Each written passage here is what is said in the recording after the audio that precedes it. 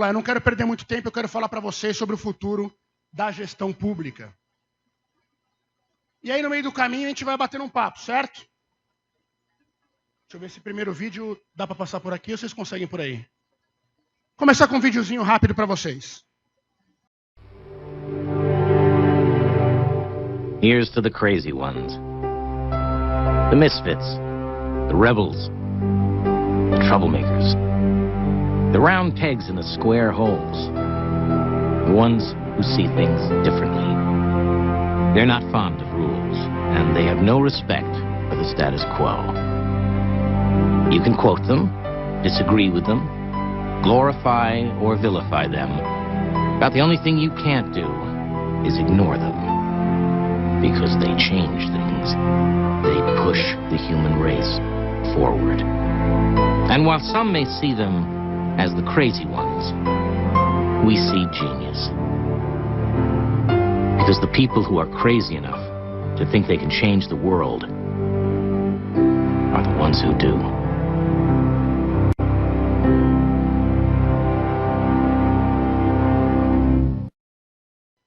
Quem aqui já tinha visto esse vídeo? Levanta a mão para mim. Quase ninguém. Esse vídeo foi feito pela Apple há algumas décadas. A voz de fundo que vocês estão ouvindo é do Steve Jobs. Na época ele não tinha muito recurso e ele mesmo acabou fazendo a narração desse vídeo. E basicamente ele é uma mensagem para todo mundo que pensa o amanhã de uma forma diferente. Quando a gente fala de futuro da gestão pública, o amanhã da gestão pública, vocês não podem pensar como a gestão pública está sendo feita hoje, ou como ela era feita há 20, 30 anos. Às vezes a gente sabe que a realidade dos nossos estados, dos municípios... Vocês ouviram ontem o Evandro falando do DNA municipalista do Republicanos? Permanece. Mas às vezes a gente fica preso em uma determinada realidade, isso trava com que eu consiga apresentar uma nova possibilidade de uma política pública diferenciada para o cidadão. Então esse vídeo ele fala um pouco disso. Não deixem que a rotina mate a criatividade e as ideias de vocês para a política, certo? Vocês são uma geração completamente diferenciada. Nós estamos numa transição, inclusive, da primeira geração 100% digital da história da humanidade. A galera que tem até 13 anos é a primeira geração que não conhece um mundo analógico. Isso vai mudar tudo, inclusive o nosso trabalho na política. Vamos lá. Bom, aqui eu tenho algumas dicas para vocês, tá? Algumas até tem alguns anos já nas plataformas de streaming e tal, mas vale a pena para vocês entenderem para onde está caminhando a discussão de política e gestão pública. Não dá para separar uma coisa da outra mais. O Dilema das Redes, The Great Hack, Os Engenheiros do Caos, aqui fala muito sobre a questão de fake news, e o James Susskind, que é o Future Politics, que é muito interessante. Ele fala como os sistemas estão passando a dominar as questões de política e gestão pública. Esses Os Engenheiros do Caos, eu recomendo enormemente. Ontem, inclusive, uma pessoa me mandou assim, uma fake news já às 2h da manhã. Falava assim, olha, nossa, Guto, você viu que absurdo? O PT conseguiu uma concessão de uma televisão, TV aberta. Aí eu só escrevi assim, fake. Já tinha checado. O que os caras fizeram? O que nós também, como republicanos, podemos fazer. Alugaram um sinal de parabólica, que ninguém mais assiste, vamos deixar isso bem claro, então azar o deles. Espero que a gente não siga o mesmo caminho. Pagaram 30, 35 mil por mês lá e fizeram um canal deles. Não tem nada a ver com concessão de TV aberta. Então parem para entender que tem gente que gosta de ser engenheiro do caos. Cada vez que a gente cai numa fake news, a gente prejudica o nosso debate técnico do Republicanos, do partido, em relação à gestão pública. Qual que é a grande discussão desse livro aqui, que é o Future Politics, do James Susskind? Tirou foto aí? O gigante. O gigante está na primeira fila hoje. Vamos lá, o grande debate do século XXI será o quanto deve ser dirigido e controlado, olha isso, dirigido e controlado pelos sistemas digitais. Isso é uma discussão da humanidade, principalmente da classe política, que é quem determina legalmente os caminhos da sociedade. Não podemos permitir que nos tornemos brinquedos de poderes estranhos, sempre sujeitos a decisões tomadas por nós, por entidades e sistemas além do nosso controle. Aqui tem uma discussão importante, vocês viram agora, redes sociais, liberdade. E eu queria só deixar uma provocação, vou passar batido pelo tema, mas é uma provocação que eu deixo para vocês. Muita gente fala assim, ai, tem que ter liberdade de tudo.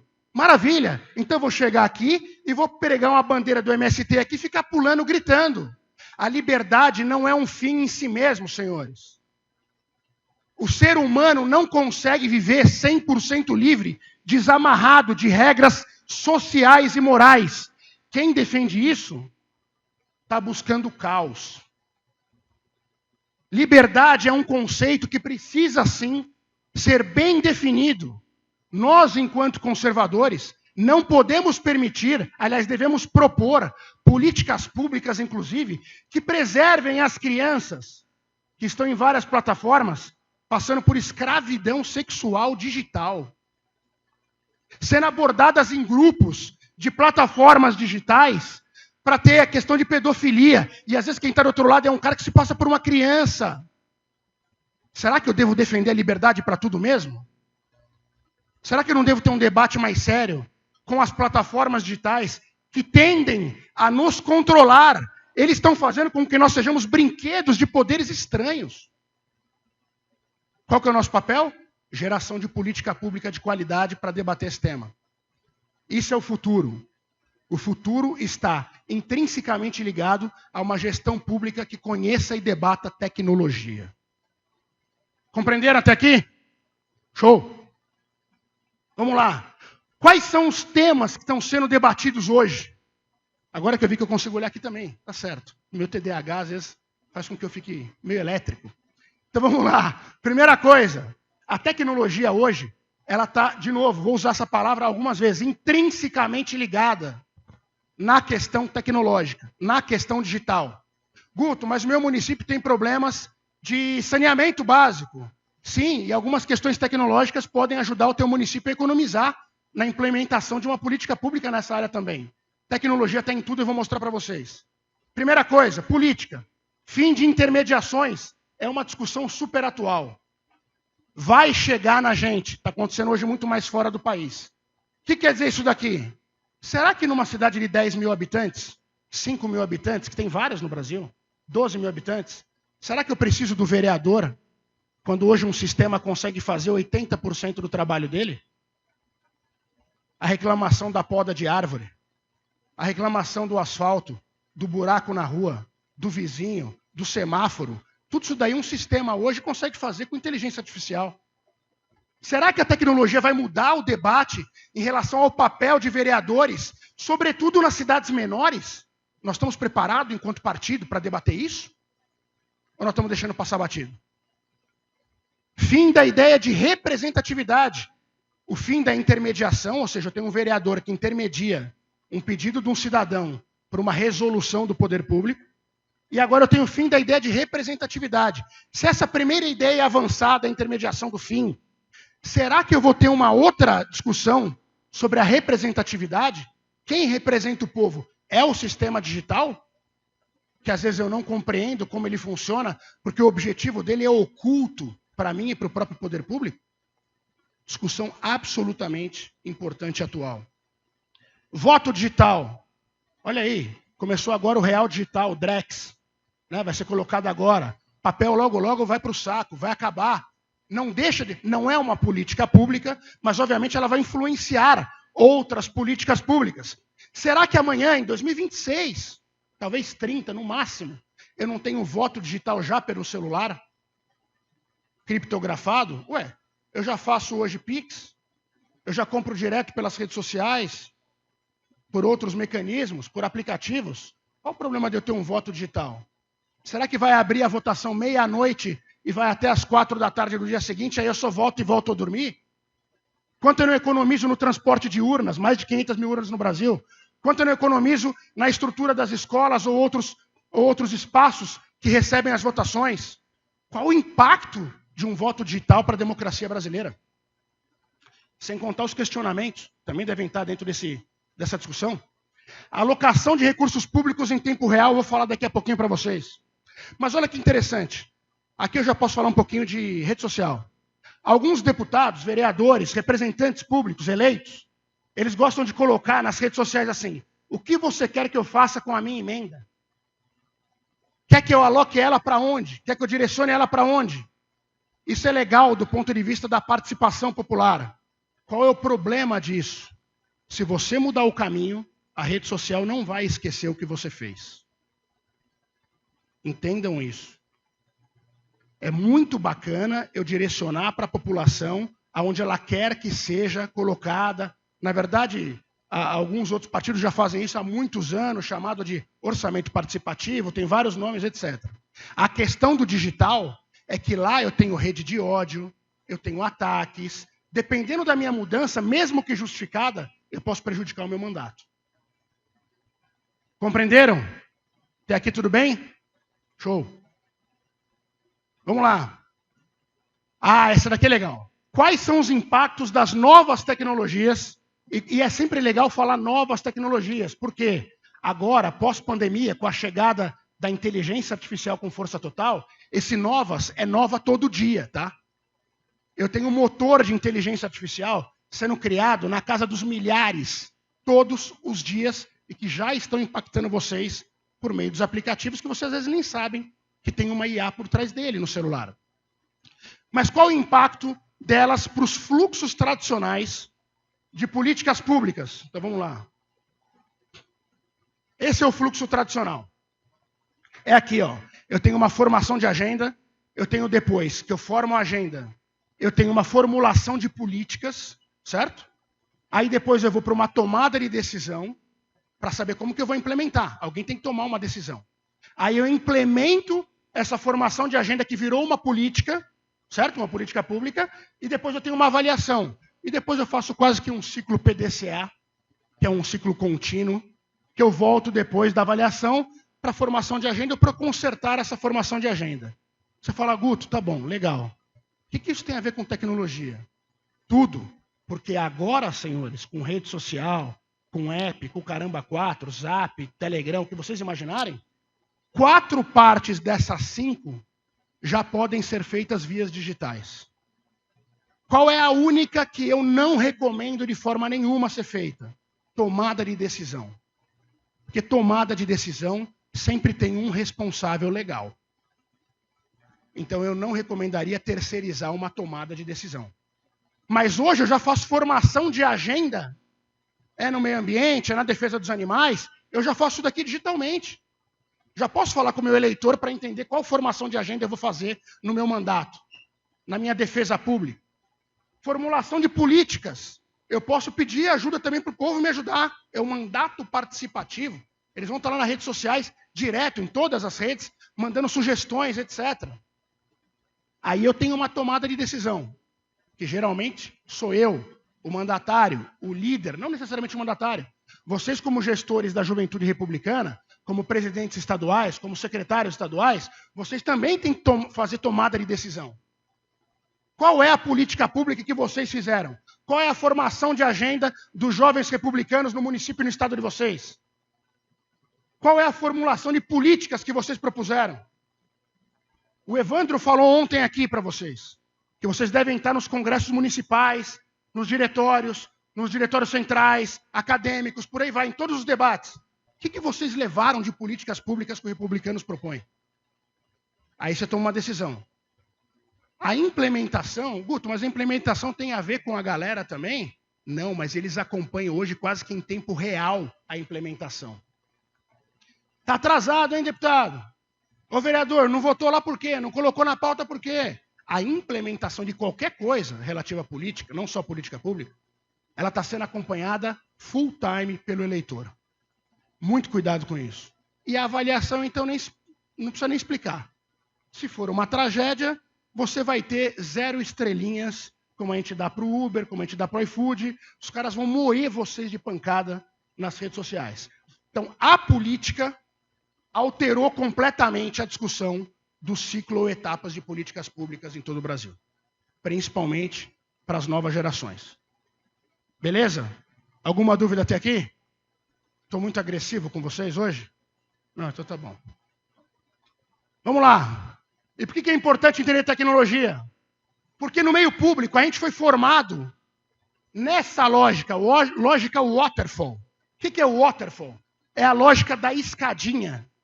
eu só tomo uma decisão depois que a outra for autorizada. Ah, eu tenho um projeto, Guto, no meu departamento lá. Ou nos Jovens Republicanos. Aí a pessoa que é filiada mandou um projeto. Esse projeto só vai para frente se o secretário der ok, se o presidente estadual der ok, se o presidente do partido der ok. Isso é lógica Waterfall. É a lógica analógica do perfil público no Brasil. Desde os carimbeiros lá, quando os portugueses chegaram, é isso daqui que funciona. Hoje isso daqui é 60%, 70%. Mas aí veio uma molecada nova de tecnologia, começou com startup, a galera começou a evoluir, tecnologia começou a avançar, a gente não quer voltar para trás, ninguém quer ter televisão de tubo aqui. Ninguém quer ter startup ou Motorolão desse tamanho, ou BIP aqui, pager. Então a tecnologia ela não vai para trás, ela só avança. E aí eu passei a ter metodologias ágeis no processo da construção da política pública. Significa o que isso daqui? Que eu não preciso esperar uma outra área me responder para que eu permaneça avançando no desenvolvimento da política pública. Eu posso estar indo aperfeiçoando. Quando às vezes volta um questionamento de uma área jurídica, por exemplo, talvez eu já tenha a resposta. Por quê? Porque eu não parei de avançar continuamente nessa melhoria da ideia de política pública. Isso vale para tudo, não só para a política pública. Vale para projetos que vocês têm dentro do partido também. Vale para os pensamentos que vocês têm, para uma viagem, por exemplo, no mundo pessoal, no mundo privado de vocês. Lógica antiga, lógica nova. Aquilo vai desaparecer? Não. A burocracia foi construída aqui dentro. Tá? Permanece. É importante também. Eu tenho aqui alguns gatilhos de segurança importantes para o gestor público, que tem medo de ser processado depois de 5, 7, 10 anos. Mas isso daqui mostra uma melhoria contínua de algo que eu entrego mais rápido e melhor para o cidadão. Beleza? Show. Aqui é muito mais rápido. Vocês viram o Valdir falando da questão dos extremos ou não extremos, de direita, esquerda, por aí vai. Eu sempre tenho a galera que é mais virulenta, vamos chamar assim. Eles sempre estão nos polos. Tá? O mundo hoje está muito caótico. Tudo que eu falo de tecnologia é muito insight, é muito input, é muita referência que eu recebo todos os dias. Por isso que eu me aprofundo menos nas coisas. E por isso que eu tendo a ser controlado por sistemas, como vocês viram, ocultos muitas vezes, no que eles querem de mim.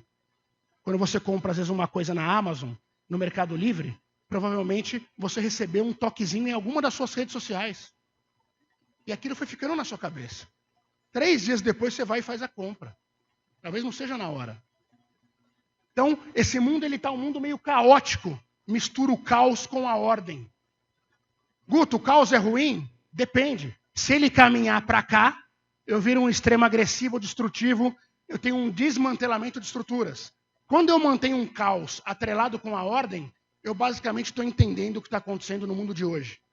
Muitas referências em que eu preciso algumas vezes parar, pensar, entender o que está acontecendo para depois propor. A tecnologia tem um problema, um viés de confirmação. Ela traz para a gente um viés de confirmação. Então você participa dos seus grupos de WhatsApp, você participa dos seus grupos nas redes sociais e você acha que aquilo é verdade. Você acaba entrando numa lógica caótica sem questionar se aquilo está dentro da ordem. Está dentro do racional.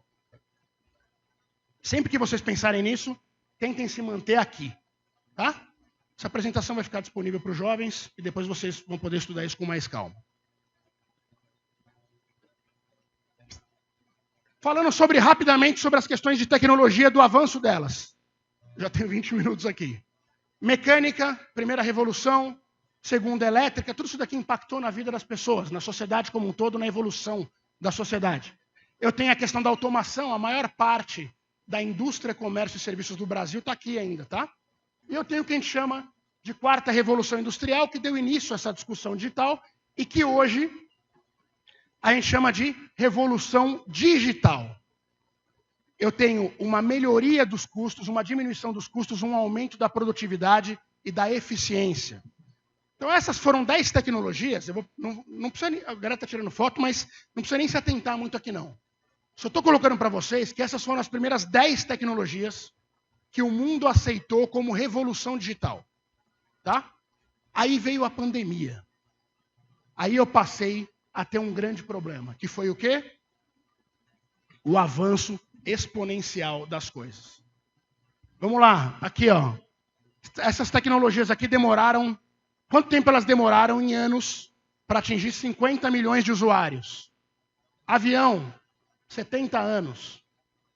Eletricidade, 46 anos para atingir 50 milhões de usuários. Esse slide é um pouco mais antigo porque eu vou passar outros novos, tá? Internet, 7 anos para atingir 50 milhões de usuários. Aí veio um joguinho chamado Pokémon GO na época. Quando eu cheguei em Brasília, 2016, mais ou menos, final de 2015, 2016, eu ficava caçando na rua que nem um maluco.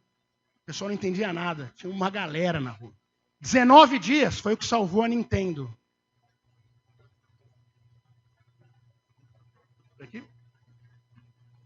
A gente vai mudando, as tecnologias vão chegando, certo?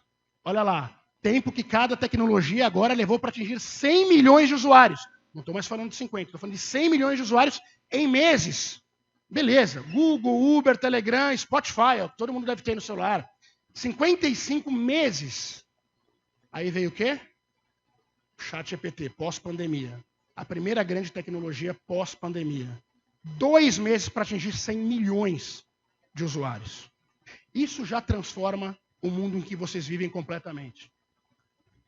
Esse dado é importante para quem trabalha com política pública e com política, tá? Essas são as redes sociais mais usadas no Brasil até este momento. WhatsApp, não precisa falar muito, 169 milhões aí de pessoas cabulosamente usando. YouTube vem na sequência. Instagram, Facebook, TikTok, Kawaii. Aqui só fazendo, para quem não sabe, TikTok é para um público geralmente AB, Kawaii costuma ser para um público B+, para CD. Tá? É a mesma coisa, só que formatos um pouquinho diferentes. Por que eu coloquei estrelinhas no Kawaii, TikTok e YouTube? Primeiro, YouTube é o custo mais baixo para se fazer campanha hoje no Brasil. 3 centavos dependendo do vídeo que você quer impulsionar, dependendo da quantidade. Qual que é o problema do YouTube? Nos 6 primeiros segundos, você tem que prender a atenção do cara, senão ele sai do vídeo. 6 segundos. Tem que ter impacto, tem que ter um barulho, tem que ter um boom, tem que ter um negócio para o cara ficar ali. TikTok. Ah, Guto, TikTok é dancinha. Ninguém fala de TikTok em dancinha. Mentira. A maior TikTok em dancinha, inclusive depois eu vou passar para vocês, que esqueci o nome dela agora, Olivia Sensata. Depois procurem ela no TikTok. Olivia Sensata. Ela, inclusive, não é conservadora, tá? Só deixando claro. Mas é bom que tem espaço para alguém que seja. Né? Ela está também no Instagram. E o Kawaii. Essas 3 redes sociais não são utilizadas pela gente sob pretexto de que foi a China que fez. Nossa, isso daí está captando meus dados. Amigo, tudo que você faz capta os seus dados. LGPD basicamente está morta. Enquanto você tiver um celular ligado agora com vocês, ou um relógio como o meu, ele está te ouvindo indiscriminadamente captando seus dados. Ponto final. Não faz sentido que eu não utilize o que está acontecendo aqui para comunicar uma política pública. Do Léo, por exemplo, eu vou comunicar onde? Aonde o cara vê. Quem escreve, eu tenho a fotinho no Instagram. Você está sendo burro, seu canal é uma desgraça. Por que isso? Porque o algoritmo ilumina os abençoados da minha vida. O algoritmo não prestigia mais foto. O algoritmo só prestigia vídeo. Parem de postar foto, só façam vídeo. Inclusive para divulgar os benfeitos de vocês, as políticas públicas. E aí vou dar um salto agora de qualidade. Vocês viram que as primeiras 10 tecnologias estavam aqui. Veio a pandemia. E alguém criou a parada do ChatGPT. E aí foi chamado, tudo aquilo que você viu em filme, passou a se tornar agora realidade nos próximos 30, 50 anos. A inteligência artificial, na prática, ela está aqui na vida de vocês. Ou seja, em todo lugar. Em menos de um ano, 100% dos aplicativos que você tem ou vai baixar terão motores de inteligência artificial por trás. É uma questão exponencial, não tem mais controle sobre isso. Então, se você não entende o impacto disso na política, comece a estudar sobre inteligência artificial. Vai fazer toda a diferença no mundo. Na Finlândia, eu vou dar um exemplo de política pública que usa IA. E que poderia ser aqui, em Tangará da Serra, no Mato Grosso. Poderia ser no Rio de Janeiro. Mas por que a gente não faz? É o complexo do vira-lata, do iluminado, que a gente às vezes fica parado esperando acontecer lá fora para depois fazer. Lá, eles tinham um centro de atendimento social a pessoas, porque Finlândia tem um período muito frio, e muita gente bebe muito e fica muito na solidão. Tem um alto índice de suicídio ou tentativa de. Então eles tinham áreas enormes para as pessoas ficarem atendendo o cidadão. O que eles fazem hoje? Chat GPT. Ele conversa com a pessoa, enquanto ele conversa com a pessoa, aquelas 500, 700 pessoas que ficavam atendendo estão disponíveis para irem visitar a pessoa em tempo real. Política pública usando inteligência artificial. Simples para ser colocada em qualquer município brasileiro, com o mínimo de condições, obviamente. Mas não esqueçam isso daqui. Já está em tudo, tá? Não caiam num discurso de que, não, vai chegar. Já chegou. Você só está atrasando a evolução. E o maior exemplo é isso daqui. E agora? Inteligência artificial. Quem aqui viu essa imagem, levanta a mão já. Beleza, maioria. Não é muito maioria, mas tudo bem. Essa imagem aqui foi criada por inteligência artificial. A gente foi descobrir isso 2 dias depois que ela foi divulgada. Comunidade católica entrou em polvorosa. Por quê? Os mais velhos, mais tradicionais, acharam um absurdo. Que isso? Olha o Papa. O Papa tem um puta de um sneaker aí, deve ter em algum lugar. Papa dançando. Teve gente que acreditou mesmo. Não tem uma falha nessa imagem. Foi criada por um app chamado Midjourney. A molecada, ao contrário da Igreja Católica, amou. Foi a maior revolução na imagem da Igreja Católica em 500 anos. Olha que parada. Mas criou um conflito. E aí eu tenho um problema que vai desembocar nas eleições do ano que vem pra gente. Fake news eu já consigo controlar. Checar. A deepfake, que é em vídeo, não. Se você aproximar uma imagem dessa, você não vai conseguir encontrar uma falha. E pior do que isso, para quem é advogado ou está fazendo direito aí, e aí eu já recomendo, queria fazer uma pausa e recomendar rapidamente para vocês. Faculdade republicana, gente. Vocês têm uma faculdade no partido de vocês. É o único partido do Brasil que tem uma faculdade. É inacreditável que os jovens republicanos não consigam compreender a proximidade que vocês vão ter ainda mais do poder. Vocês ouviram o Crivella falando ontem aqui? Aliás, para mim é uma fala absolutamente espetacular do Crivella. Crivella, quando não dá para falar, a gente fica parado e fica 3 horas ouvindo Crivella. Mas tudo bem. Ele é sensacional. Vocês têm uma faculdade no partido. Quantos de vocês estão lá? Os professores, deputados, vereadores, os caras estão fazendo a faculdade. Vocês não querem proximidade com o poder? Vocês não querem chegar no poder? Vocês não querem entender a lógica do partido para o poder? Vão se formar na faculdade lá, republicana. Melhor coisa do mundo. Aproveitem isso. Aproveitem que vocês estão aqui. Vamos conversar com o Renato, com o Valdir, com a galera, com o Rosenberg, presidente da fundação. Bom, voltando. O maior problema que nós vamos ter ano que vem, jurídico, para quem gosta de direito aí, ou está querendo fazer, ou faz, ou já é advogado. A Folha fez uma matéria dizendo assim, esta montagem foi falsa, pá, não sei o que lá, blá, blá. Só que isso daqui não é uma montagem. É uma criação autoral da inteligência artificial. Ela cria sozinha. Então, como é que eu vou punir a inteligência artificial se eu não tenho lei para isso? A discussão jurídica em campanha vai ser absurda, tá? Os vídeos vão ser praticamente muito difíceis de separar o que é mentira do que não é. Nós vamos ter que criar novas ferramentas. A gente tem política pública para isso? Nós pensamos nisso? Talvez não. É óbvio que quando você vê o Papa assim dançando, provavelmente você vai imaginar que não. Mas aquela que foi a primeira, podia estar frio em Roma e ele pegou um estilista novo. Quais são hoje as grandes ferramentas que estão moldando isso? Inteligência artificial, tá? Flow GPT. Flow GPT, tudo que tem motor de GPT está dentro desse Flow GPT. Depois vocês busquem lá, Flow GPT, no mundo inteiro. Milhões, milhares de aplicativos que usam o motor do GPT. O GID, eu comecei a palestra com ele, eu esqueci de passar o vídeo para vocês. Mas eu mando depois. Eu não preciso mais ter o Léo, por exemplo, em vários pontos da cidade, gravando para públicos diferentes. Eu pego uma foto do Léo, meto no GID, coloco o texto e ele vai fazer a foto do Léo mexer a boca, quase que está cada vez melhor a tecnologia, e ele pode colocar o discurso dele para cada área do município que ele tiver, por rua, por bairro. por onde ele quiser. Isso é muito bacana, DID. Luca, você escreve lá o que você quer, ele monta uma marca para você. Marca? Quer uma marca de campanha? Tem uma marca. Quer uma marca para gestão? Tem uma marca. Quer uma marca para o projeto, para política pública? Tem uma marca. Só digito lá e sai. ChatGPT, vocês já sabem. Para quem tem aí R$100 por mês, aí dá para pagar o aplicativo oficial deles e ter aqui. Tem o ChatGPT 4, que já é sensacional. E o Midjourney, que é o que fez essa imagem. Então eu posso fazer uma marca, tá aí uma marca simples, e aí eu entro no Midjourney, coloco essa marca simples e peço para ela dar um up na imagem que eu tenho. Sensacional. Algumas dessas coisas são de graça. Algumas dessas coisas podem salvar um trabalho político, inclusive, ou uma apresentação.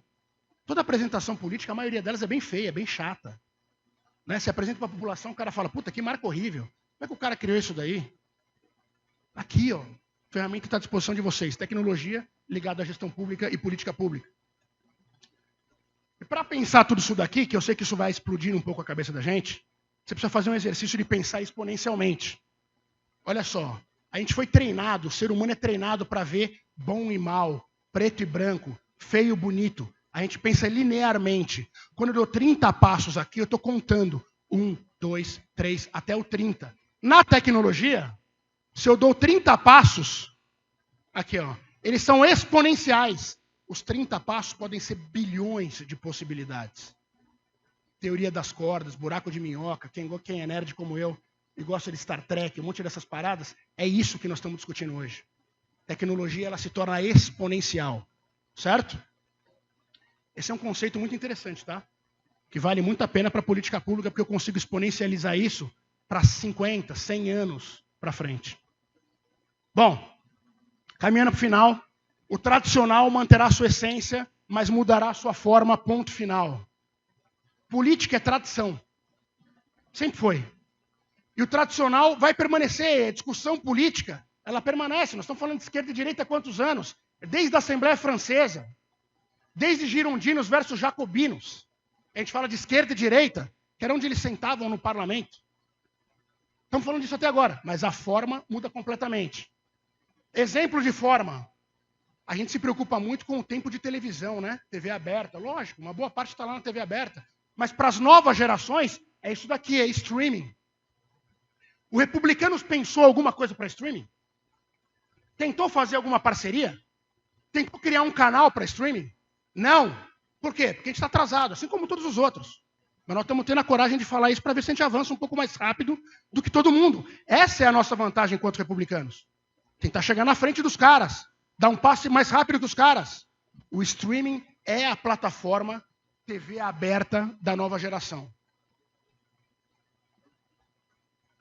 Exemplo de forma e essência. Esse daqui são os AirPods. Os AirPods hoje respondem por 30%, ou um pouco mais, 35% do faturamento da Apple. Uma empresa de $1 trilhão por ano. Uma empresa que tem o PIB da França. Uma empresa tem o PIB da França. Então vamos lá. O que eu estou falando de essência e forma? O fone é a mesma essência até hoje. Você ouve, você consegue falar agora, né? Você pode falar por ele, antes não podia. Mas tudo bem, mas é para eu ouvir. Basicamente a essência do fone é você ouvir algo. A essência mudou até hoje? Respondam, senhores. Não mudou. O que mudou? A forma. A essência da política muda? Não. A forma de se fazer política muda. A essência da política pública muda? Entendeu, cidadão? Não. A forma muda. Talvez hoje eu não construa mais ela só dentro de um gabinete. Hoje eu preciso conversar com o cara, co-criar com o cara. Quem tem filho mais novo aí sabe disso.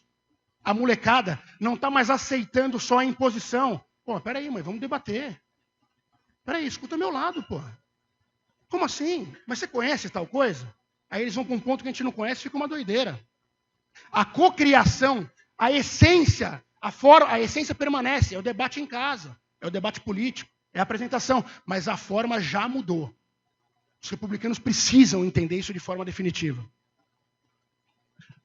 Não vou falar sobre metaverso para vocês, porque o negócio... Todo mundo sairia quase buscando um cogumelo se eu começasse a falar. Não é o caso. Mas, o que é importante numa política pública hoje? Uma única coisa, atender o cidadão, isso daí todo mundo já sabe, né? Qual a lógica? A lógica da experiência. De quem? Do usuário. Se eu crio uma política pública em que eu não dou experiência do usuário, ou experiência do cidadão, a minha política pública é considerada um fracasso. Experiência do usuário é a palavra-chave para um partido ser moderno e apresentar algo que seja relevante dos dias de hoje pós-pandemia. Experiência do usuário. Tudo que vocês forem criar tem que ter experiência do usuário. Absolutamente tudo. Sabe aquela questão de quando vocês pedem coisa no iFood, no Uber, e vocês têm que avaliar?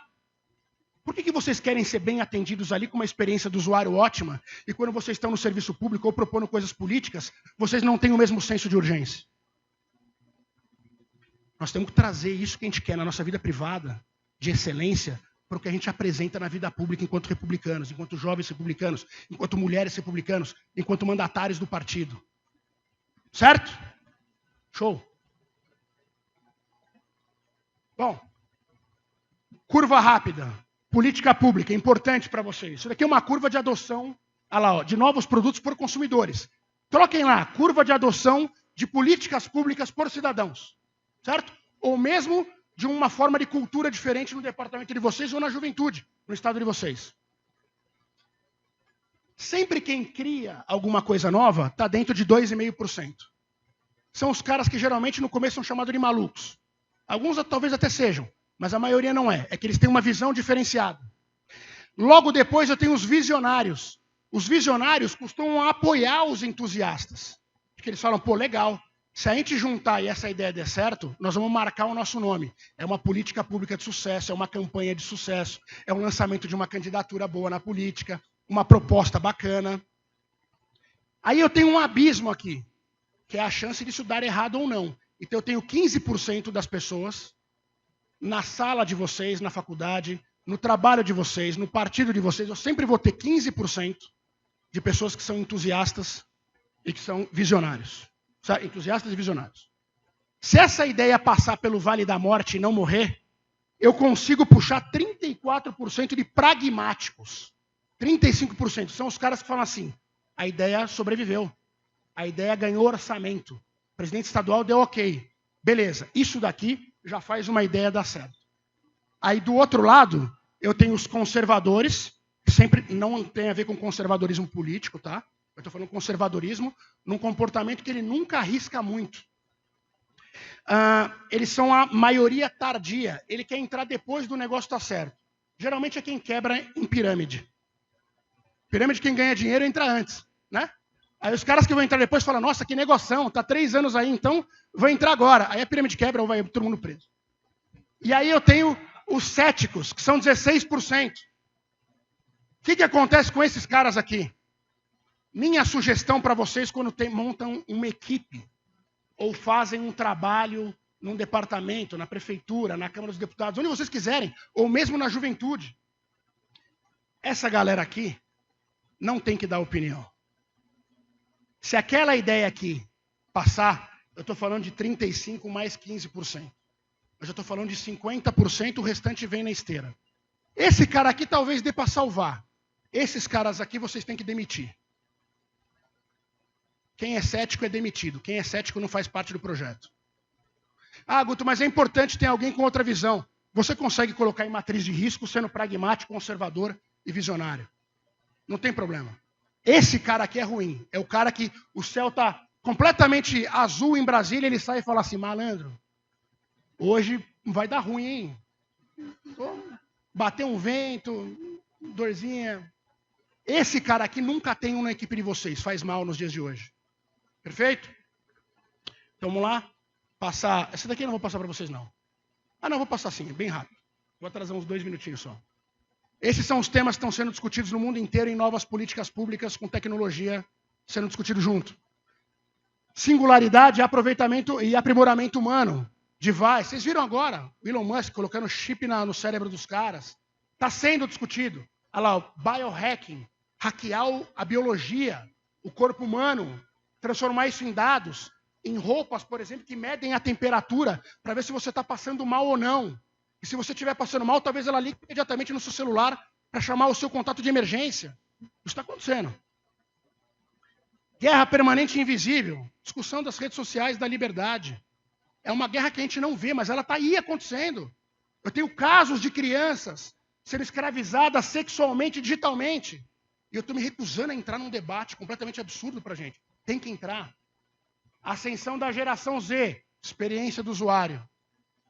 Não cheguei na alfa, que tem 13 anos hoje. De 0 a 13 é alfa.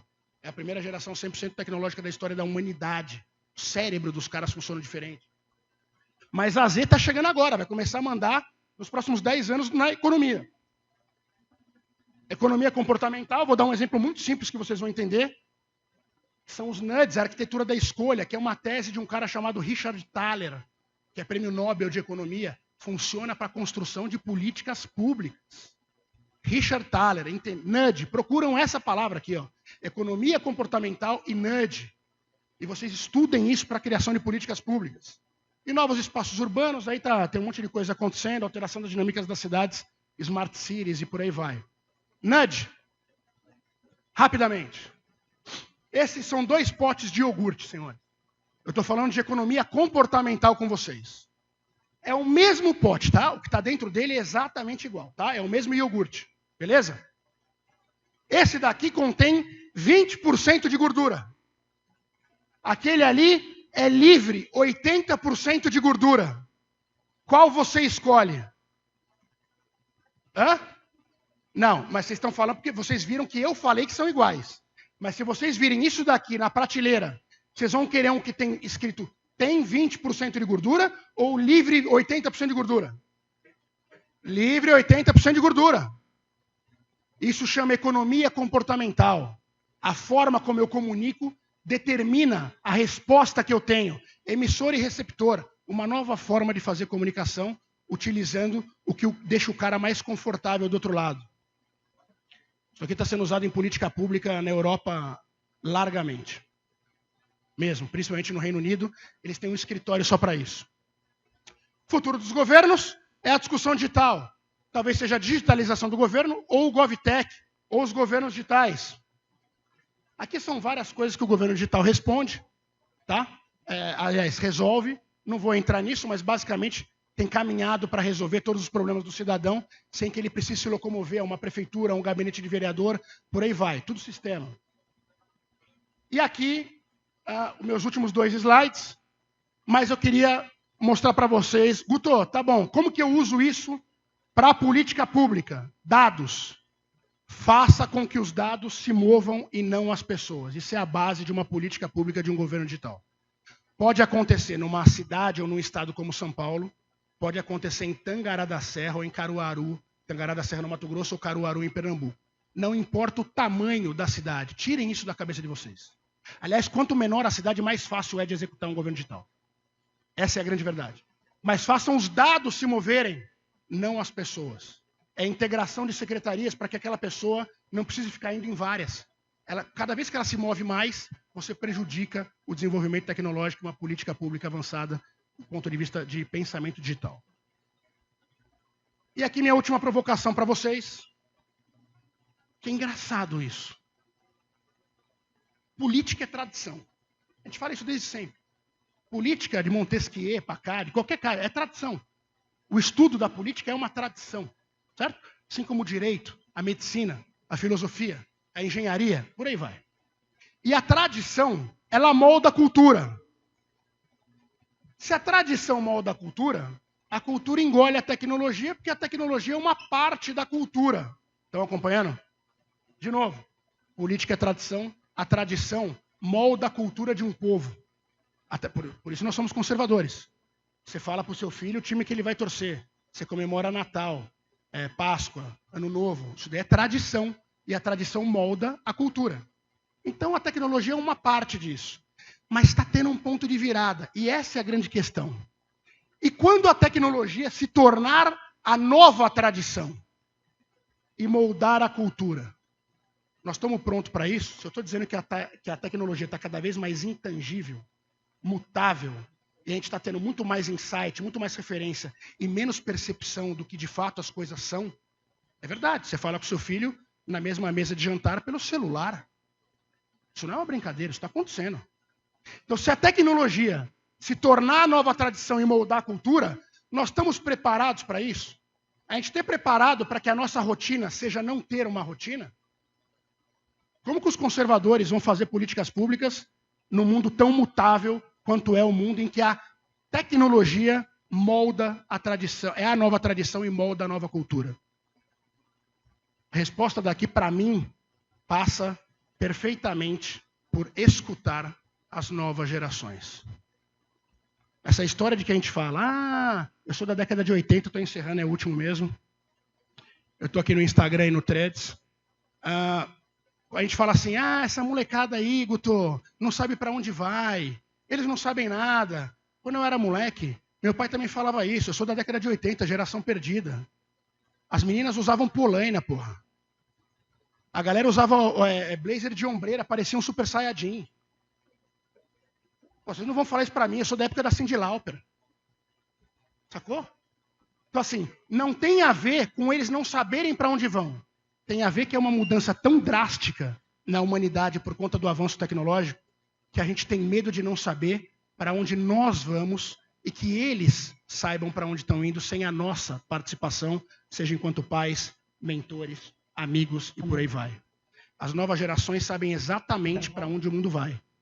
Se os conservadores não prestarem atenção nisso, a gente nunca vai construir política pública de qualidade no mundo digital. É isso aí, muito obrigado.